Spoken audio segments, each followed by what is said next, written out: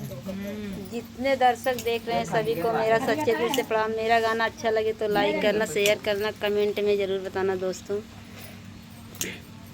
कावन फूलवा फूल साझवा साबेरवा हो कि कावन फूलवा ना फूल ठाड़ी दोपहरिया हो कि कावन फूलवा ना बेला चमेली फूल साझवा साबेरवा हो कि बेली फूलवा ना फूल ठाड़ी दोपहरिया हो कि बेली फूलवा ना बेला चमेली फूल साझवा साबेरवा हो कि बेली फूलवा ना फूल ठाड़ी दोपहरिया हो कि बेली फूलवा ना कावन मैया बेला पहिनई कावन चमेली हो कि कावन मैया ना पहिनई बेली के हरवा हो कि कावन मैया ना काली मैया बेला पहिनई दुर्गा चमेली हो सीताला मैया ना पहिनई बेली के हरवा हो सीताला मैया ना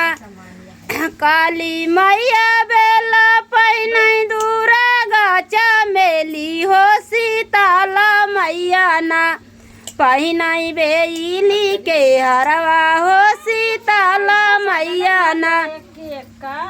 कावन मैया खुश भैली कावन हो रूसल हो कि कावन मैया ना दिहली भारा मुखया सिसवा हो कि कावन मैया ना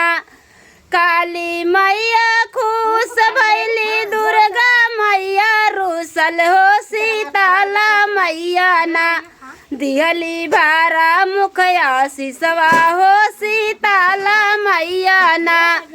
दिहली भारा मुखया सिसवा हो सीताला मैया ना